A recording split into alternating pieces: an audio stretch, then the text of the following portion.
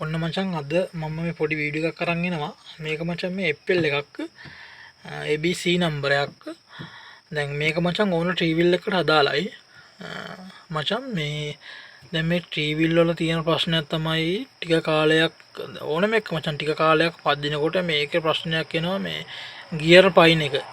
ඒකේ වෙන්නේ මචං ගොඩක් වෙලාවට 2යි 3යි අතර තමයි පයින්නේ. සමහරට 3 යනකොට 2ට පයින්නවා. ඕක තමයි වෙන්නේ ගොඩක් ඒවල. ඉතින් බං ඒකට දැන් ඒ කියන්නේ ඒක එහෙම මචං ඒක එනවා. නමුත් ඒක නැතුව වැඩි කාලයක් දුවන්න පුළුවන්. මේක අපේ නොදැනුවත්කමෙන් මචං වෙන්නේ ගොඩක් උන්ගේ මේ කියන්නේ මේ ලෙඩේ වැඩි වෙන්නේ නොදැනුවත්කමෙන්. දැන් මචං මේක පදිද්දි බලට පේනවනේ මේ ඇක්සලරේටරේ මෙහෙම අල්ලපුවාම මචං මේක රිටර්න් ආය යනවා. මේ මචං මේ යනවා හරිද? නමුත් මේක ගොඩක් ස්පීඩ් නෑ. හරිද? මේ රිවර්ස් එකට දැන් අල්ලපුවාම ආයෙ ඔහොම රිවර්ස් ගියාට මේක ස්පීඩ් නෑ. හරිද? එතකොට මචං මේ ගියර් පයින් එකට දැන් විසඳුමක් විදිහට මම මේක කියන්නේ පොඩි උඹලා ට්‍රික් එක පොඩ්ඩක් කරලා බලපල්ලා මම මේක උඹලා ට්‍රික් එකක් දෙන්නේ. ඔන්න මචං මේක අල්ලන ඉක්මනින් ආයෙ රිවර්ස් එකට යන්න හිමීර තමයි යන්නේ. නමුත් මචං ඔය මේක රිවර්ස් එකට යනවට වැඩි ස්පීඩ් එකෙන් මචං මේ ගියර් එක අපි දානවා. ඒ කියන්නේ ගියර් එක වැටෙනවනේ. රිවර්ස් එකට ඇක්සලරේටරේ මචං අල්ලලා අතෑරියාම රිවර්ස් එකට යනකොට වැඩි ඉක්මනට අපි ගියර් එක දානවා. හරිද?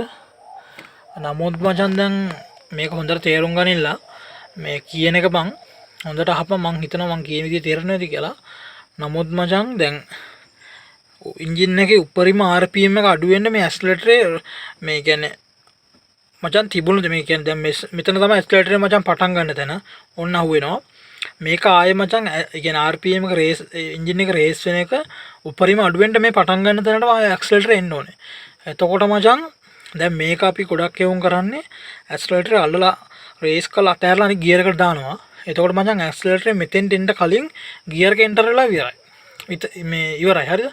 එතකොට මචං ඇතුලේ දැන් අපි ඇක්සලරේටරේ මේ අඩු වෙන්න කලින් මේ ගියර් එක වැටෙනවා කියන්නේ ඇතුලේ මචං එන්ජින් එකේ වීල් එක කැරකෙද්දි තමයි ගියර් එක එන්ටර් වෙන්නේ. හරිද? ටක් ගාලා කැරකෙද්දි එන්ටර් වෙනවා.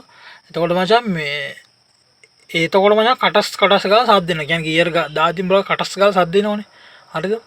එතකොට ඒ සාත් දෙනකොට මචං කියන්නේ ගොඩක් සාත් දෙනවා නම් කියන්නේ ගියර් වීල් මචං කැරගෙන අතරේ තමයි එකට මාරු වෙන්නේ. කියන්නේ ඩක් ඩොක් ගාලා වැදිලා තමයි මචං එක වීල් එකින් එකට වීල් වල වැදිලා තමයි මේ ගියර් එක හරියට වැටෙන්නේ.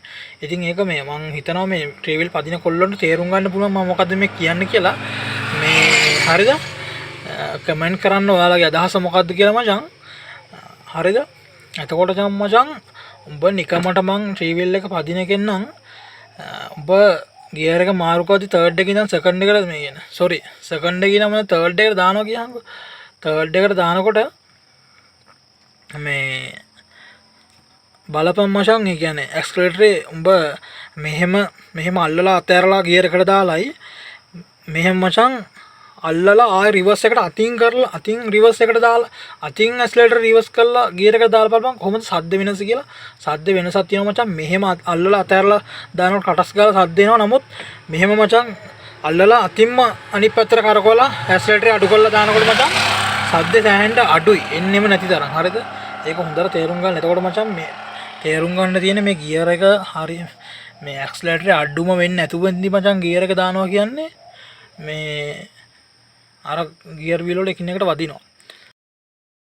මේ ප්‍රශ්නේ තියෙනවා ගොඩක් මේ කියන්නේ ටොයි ස්ටෝක් වීල් වල බලහන් ටොයි ස්ටෝක් වදින කෙනෙක් නම් දන්නවා මචං මේ එන්ජින් එකේ RPM එක වැඩි වෙන්නේ මේ අඩු වෙන්නේ නැතුව අඩුම වෙන්නේ නැතුව මචං ගියර් එක හරියට එන්ටර් වෙන්නේ නැහැ ටොයි ස්ටෝක් වීල් වල. මේ එතකොට මචං ටොයි ස්ටෝක් වීල් එකේ හරියටම RPM එක අඩු වුණාම ටක් ගාලා මචං ගියර් එක වැටෙනවා. හරිද? දැන් මේකේ මචං මෙව්වල RPM එක වැඩි වුණත් ගියර් එක වැටෙනවා. නමුත් මචං අර එන්ජිම ගන්නේ ගියර් වීල් ටික ගැලවෙන්න වගේ සද්ද දෙනවා. හරිද? ඉතින් මචං ඒ සද්ද එහෙම වෙන හින්දා තමයි ගියර් වීල් ඉක්මනට කැඩෙන්නේ මචං. ගියර් පණින ලෙඩ එන්නේ කුරුස ඉක්මනට ඩැමේජ් වෙන්නේ. මේ ප්‍රශ්නෙන්ද මේක මචං ගොඩක් මේ උන්ට නොදැනුවත් මේ අපිට තියෙන මචං වීල් ට්‍රීවිල් එක පදිද්දි වේගෙන් අපිට කියන හදිස්සියක්නේ තියෙන්නේ.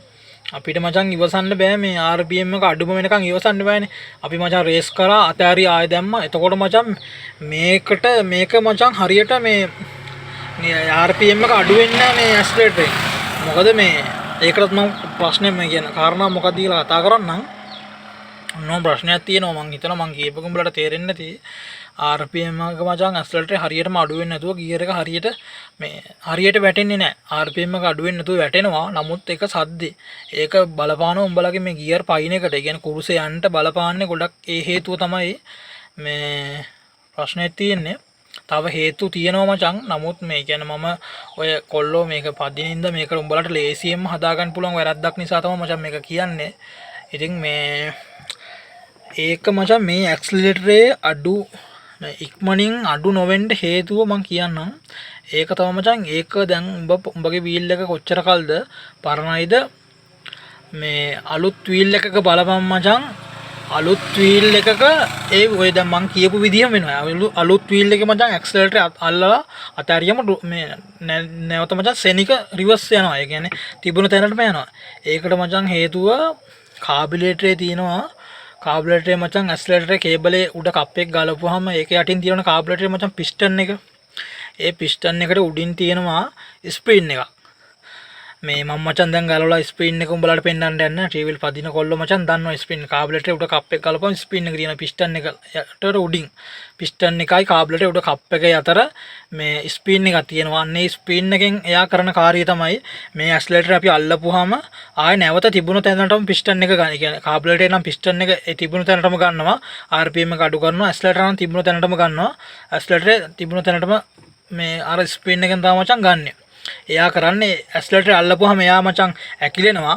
ඇක්සලරේටර් අතාරපුවම එයා දිගහැරලා අර ඒ කියන්නේ තිබුණු දේවල් තිබුණු තැනටම ගන්නවා. හරිද? මේ පිස්ටන් එක හරිද? ඇක්සලරේටරේ තිබුණු තැනටම ගන්නවා. එතකොට මචං මේක අපි නිතරම මේ පදිනකොට අල්ලන හින්දා වෙන්නේ මචං මෙහෙම අල්ලද්දී ස්ප්‍රින් එක මචං ඇකිලිලා හැම වෙලේම ඇකිලෙනවනේ මචං. ඕක ඇකිලිලා ඕකේ තියෙන මචං ටෙන්ෂන් එක අඩු වෙනවා. හරිද? ඕක මචං අපි නිතරම අල්ලන හින්දා අල්ලලා මචං මේ ඕනම දෙයක මචං කාලයක් තියෙනවනේ. හරිද?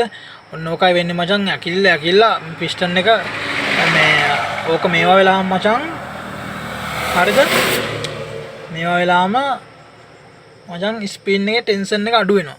අඩු වුණාම මචං එයා ස්ලෝ වෙනවා. එයා මුල් කාලේ තරම් කාර්යක්ෂමතාව වැඩ කරන්නේ නැහැ. එතකොට මචං වෙන්නේ අපි ඇක්සලරේටර් අල්ලපුවාම මේ විදිහට ස්ලෝ එකේ තමයි තිබුණු තැනට යන්නේ.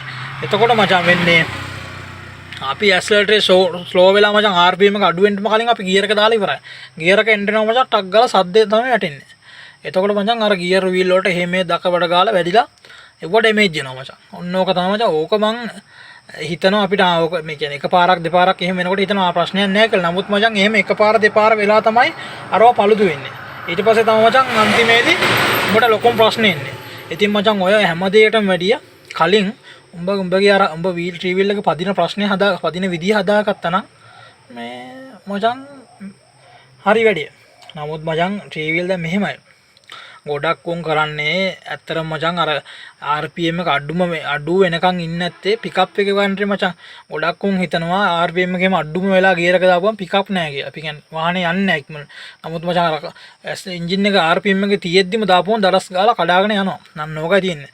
ඉතින් ඒක උඹටම ප්‍රශ්නේ ඉන්නේ. ඉතින් මචං ඒක හරියට පදින එකෙට මචං ওই සද්ද නැතුව ගාන්න ගියර් එක ටික මචං සද්දයක්වත් නැතුව එන්ටර් ගන්න පුළුවන්. පදිනෙම ඉන්න හින්දා හරියට මචං ඒ විදිහට ටීවීල් එක පදින්න මේ පුරුදු වෙනවා. හරිද? එහෙම උඹ කරන්නේ නැත්තම් ඔන්න උඹ කරන වැරද්දක් මම කිව්වේ. ඔන්න මචං මේක හරියට අල්ලලා මේක ඇක්සලරේටර් අල්ලලා මචං මේ අතින් කියන්නේ උඹේ ටීවීල් එක පරණයි අලුත් එකක් නෙවෙයිනේ. අල්ලලා මචං අතින්ම අඩු කරලා ගියර් එක දාලා බලපන් කොහොමද වෙනස කියලා. හරිද? ඒක තමයි වෙන්න කරන්න ඕනේ උඹ. ඊගාවට උඹ මචං අතින් රේස් කරලා ඔන්නම අතෑරලා ගියර් එක දාලා බලපන්. ඇක්සලරේටර් මෙහෙම අඩු වෙන්න එයාගේ පාඩුවේ අඩු වෙන්න තියලා ඔබ ගියර් එක දාලා බලපන් කොහොම සද්ද කියලා. හරිද? අර විදියට මචං අතින්ම අඩු කරලා දැම්මොත් සද්දයක්වත් නැහැ උඹට තේරෙයි. ඇදලා බලහන් හරියට මේ ඔන්න ඔකයි සීන් එක. හරිද? ඒ හින්දා මේ පදින එක මචං හරියට පැදලා වාහනේ පරිස්සම් කරගන්න. ඉතින් ගොල්ලොන්ට වාහන පරිස්සම් කරගන්න හේතුවක් කාරණාවක් කිව්වේ ඔන්න මේ පදින විදිය ගැන. ඔය කුරුසේ උඹලගේ ගියර් පයින් එක අඩු කරගන්න ඔන්න මේ හේතුවක් කිව්වා උඹලට. ඒ විදියට පැදලා බලපන්. පැදලා ඒ විදියට මම කියපු වැඩේ වෙනවා නම් මම කියපු විදියට සද්දයක් නැතුව ගියර් එක දාන්න පුළුවන් නම් අනිවාර්යෙන් කමෙන්ට් එකක් දාපලා පැදලා බලලා කමෙන්ට් එකක් දාපන් මචං. ඔන්න වීඩියෝ එක දැම්මා මේ ඕක තමයි වෙන්න ඕනේ. එහෙනම් තවත් මචං මේ වගේ උඹලට වැදගත් වෙන වීඩියෝ එකකින් හම්බෙමු. එහෙනම් හැමෝටම ජය වේවා පරිස්සමෙන් වහම පැදවල.